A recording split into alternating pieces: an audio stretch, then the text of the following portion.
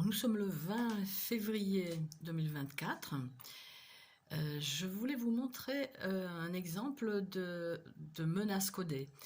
C'est un peu risqué parce que, comme dit mon RG préféré, la menace codée doit parler qu'à la cible, hein, et qu'à elle seule. Les autres doivent se dire que oh, c'est un hasard, mais non, tu imagines des choses. Voilà, mais là, ça me paraît assez parlant. Et surtout que c'est une menace codée d'une torture subie depuis maintenant à peu près une semaine, même avant, hein, mais là c'était quasiment tous les jours. Euh, Torture peut paraître, le mot peut paraître énorme, comment torture. Et bon, voilà, c'est vrai que c'est à hurler. Puis ça fait 10 ans que ça dure maintenant, hein, le harcèlement électromagnétique. Donc renseignez-vous, hein, pour ceux qui ne connaissaient pas, renseignez-vous sur ma chaîne, sur d'autres chaînes. Allez notamment sur la chaîne du docteur Yves Couvreur, qui a découvert dans sa patientèle Covid des personnes qui sont cibles, des individus cibles. Nous sommes des individus cibles, nous avons été sélectionnés comme ça au hasard, comme des choses, voilà. C'est celui-ci, c'est celle-là qu'on va torturer à distance, hein, sur laquelle on va faire des expérimentations en tout genre. Voilà. Et donc, l'une des tactiques de ces réseaux mafieux, sont des menaces codées, hein. La menace, c'est du pénal, hein, c'est interdit. Donc, ils s'arrangent pour menacer la cible, pour l'intimider, pour lui faire peur. Même si, bon, vous pouvez toujours courir oui et non, hein, mais aujourd'hui, 10 ans donc de 10 ans de torture et d'agression à distance. J'ai pris mes marques et je fais face et je dénonce surtout, je dénoncerai, hein, dès que je peux. Là, j'avais pas tellement envie parce que bon, ça me prend du temps, enfin bref, bon, mais il faut le faire. Alors, pourquoi la menace codée? Pourquoi une menace déjà de ces réseaux de criminels? Eh ben, c'est que la cible remuante que je suis parle beaucoup. Et il se trouve qu'à l'endroit où je suis stagiaire, où les gens viennent se soigner de manière parallèle, eh bien, il y a parfois des cas où je me dis, c'est pas possible, ça c'est vraiment un cas de figure d'un harcèlement électromagnétique. La personne n'est pas au courant, donc bon, parfois, c'est rarissime, parce que, bon, c'est quand même mettre... Enfin, je le dis en tant que... comment je le dis en dehors de la boutique, mais voilà, donc voilà, je parle, je passe l'information. Voilà ce que le réseau de criminels exècre. Et là, il s'est trouvé ce 13 février, nous sommes donc le 20, j'ai déjà dit ça, 13 février 2024, il y a eu une personne qui visiblement, elle n'en pouvait plus, elle a tout essayé, la chimie, l'homéopathie, la phytothérapie, l'acupuncture, toutes sortes de trucs. Et puis, vous savez, je suis réveillée par une douleur à la tête, un mal de tête, je suis réveillée toujours à la même heure. Bon, voilà. Bon, enfin bref, donc voilà, donc j'ai parlé, puis il y a eu encore une autre personne, j'ai parlé aussi, et voilà que le réseau met en temps et en heure, c'est vous dire qu'on est suivi en H24, hein, lui aussi il en parle, mon RG, voilà, que les cibles de harcèlement sont surveillées par des technologies et aussi par de hautes technologies, hein, voilà, dit-il.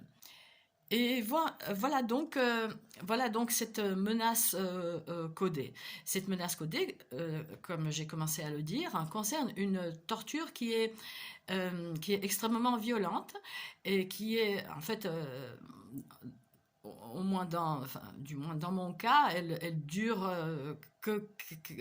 on va dire, je sais pas, 10 minutes, un quart d'heure. C'est d'une violence extrême.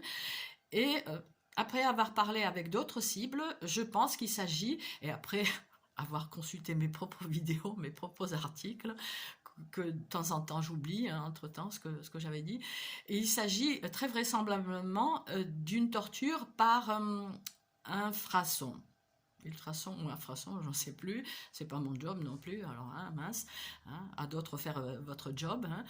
Et donc, le cerveau est grillé littéralement, brûlé, c'est à hurler. Hein. Normalement, entre guillemets, je suis brûlé sur la tête, hein, à cet endroit-là. Il y a par un rayon qui chauffe le sang et le plasma et l'eau, juste un petit peu, mais ça provoque des douleurs pareilles, très, très importantes. Mais là, par ultrason, c'est encore autre chose. Ça peut vraiment éclater, on a l'impression que ça va éclater l'organe, quoi.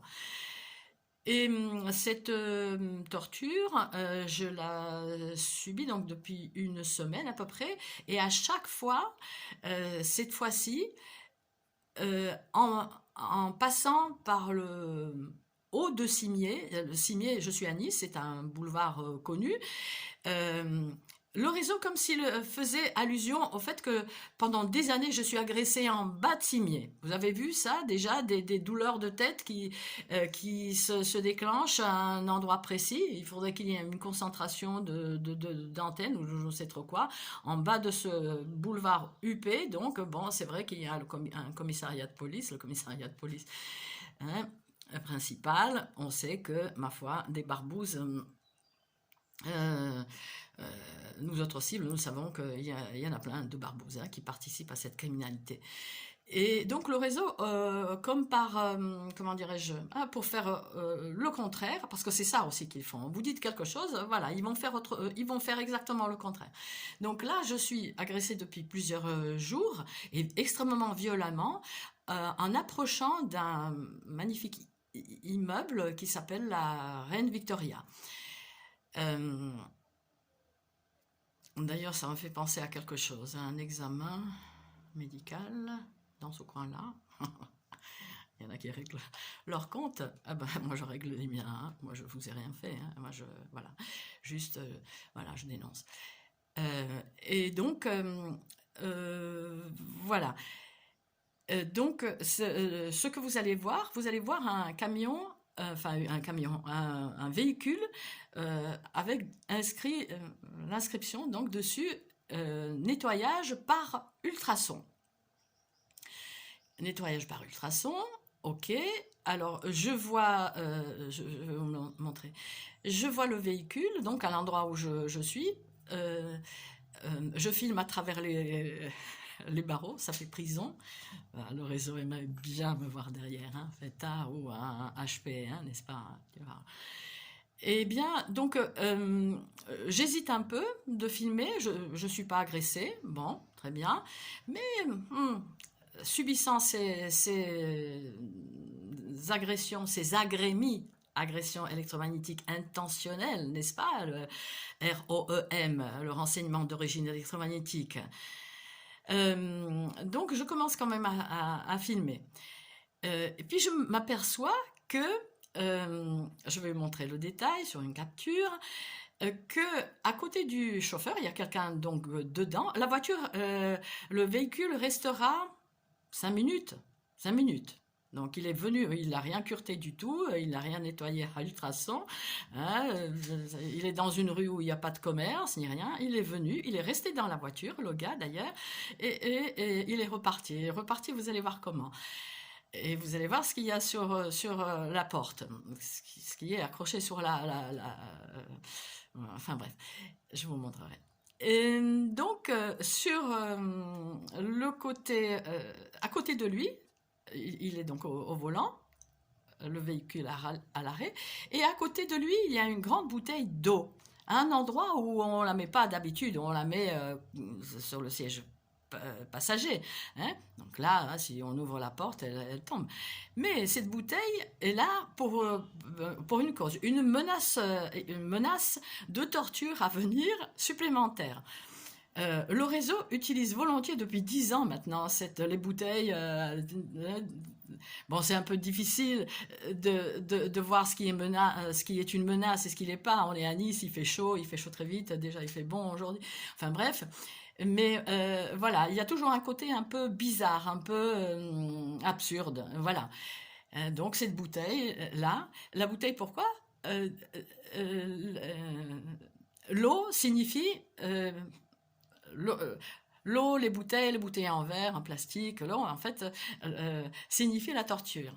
Pourquoi? Parce que quelqu'un, enfin, je présume, je fais ce raccourci, hein, lui, il dit que accuser les cibles de paranoïa et de schizophrénie, c'est une tactique défensive les plus courantes des services secrets. Voilà, c'est vrai, ça peut paraître comme une paranoïa. Donc, quelqu'un dans ma famille, il y a 10 ans, lorsque je commençais à parler de ce que je vivais, des brûlures, c'est quoi, qu'est-ce qui m'arrive, voilà. Alors, donc, il y a une personne qui me dit, mais alors, il faut que tu boives beaucoup d'eau. Maman, hein, je ne vous dis pas, hein, les bouteilles, à toutes les sauces. Donc, voilà, on va voir ça. Le lendemain, attends, j'ai pas fait la fac. Voilà, le lendemain, il va y avoir 3 petites bouteilles posées en face à un endroit où, enfin bref, bon,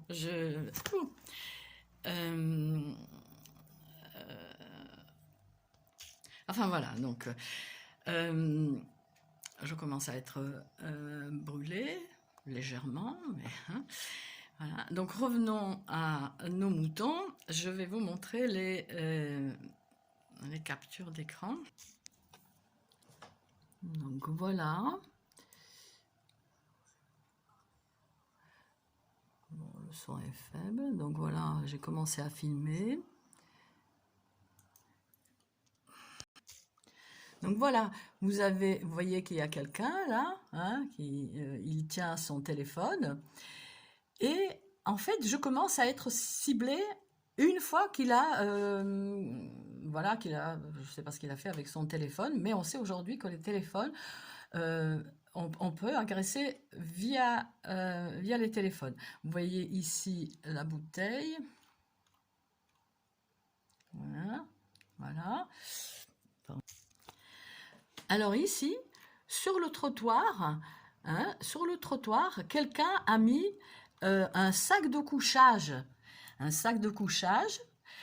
Une autre menace codée, parce que voilà, c'est vrai que le réseau sait que lors des agressions extrêmement violentes, souvent il m'est arrivé de fuir dans l'arrière-pays niçois et même sans ça, parfois il faut que je m'éloigne de mon appartement et que je me mette dans la voiture, hein, où je suis emmitouflée dans mon sac de couchage, hein, lorsque je fuis des agressions violentes. Donc voilà. Et à un moment, mais c'était très rapide, j'ai pas pu filmer, il y a quelqu'un qui passe, un gars jeune, un peu bronzé, et qui se met à l'étaler par terre, voilà, rapidement, et il s'en va. Ouais. Alors voilà, un petit détail là, que j'avais pas remarqué tout de suite. Je m'aperçois que la porte est ouverte donc de ce véhicule et que dessus est accroché du sopalin probablement, mais bon, qui peut faire penser bien évidemment au papier toilette. Tu vas en baver, hein, pour rester poli. Voilà. Et donc ici, le véhicule s'en va. Voilà. La porte ouverte. Hein. Voilà. Il s'en va assez rapidement. Voilà.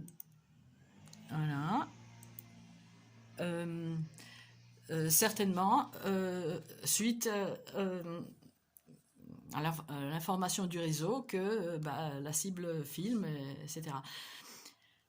Alors, tout ceci peut paraître totalement jeté.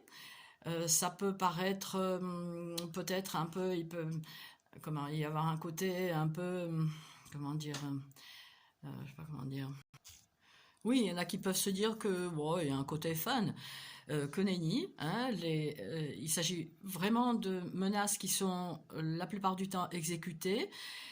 Euh, et justement, il faut les montrer. Il faut montrer ces petits mécanismes qui sont maintenant bien connus des cibles. Hein. C'est une criminalité qui est connue aujourd'hui. Hein. Je me rappelle d'ailleurs d'une policière dans un petit commissariat de police à l'époque où je portais plainte encore. Enfin bref, il y a des années de ça. Et, je viens et je lui dis, bah, écoutez, je suis cible aussi de gang stalking. Est-ce que vous connaissez? Oui, oui. Et alors? Genre, voilà, oui, je connais. Voilà, donc euh, c'est connu. Donc ça fait partie des violences psychologiques. Hein, des violences psychologiques qui sont dénoncées par exemple par le professeur, par le juriste Nice Melzer. Hein. Euh, euh, Même si, bien évidemment, ce que je vis moi, c'est du pipi de chat par rapport à ce que vit par exemple Julien Assange, qui est torturé aussi par les mêmes armes que nous. Et, et, et d'autres cibles. Même si, bon, c'est vrai que c'est quand même chaud. Hein. Je me suis fait agresser aujourd'hui, donc le 20 février, sur mon trajet. Dès que j'ai pris le volant, des douleurs extrêmement violentes derrière. Euh, Hein, donc sur le trajet entre l'arrière-pays niçois, on va dire entre Berre-les-Alpes et Nice. Donc potentiellement toutes les voitures qui roulaient derrière moi ou alors devant moi aussi, euh, surtout les voitures derrière moi qui, lorsqu'ils bifurquaient, bon, j'étais en train j'étais dans ma prière, donc j'ai pas trop fait attention, allez, hein. Mais j'ai ressenti comme des petits creux de soulagement à chaque fois que l'agresseur, hein, probable, bifurquait, prenez un autre chemin. Donc voilà, prenez un autre chemin, convertissez-vous. Hein, nous sommes en carême, que je tiens. Ouais, convertissez-vous. Refusez de servir Satan et ses sbires.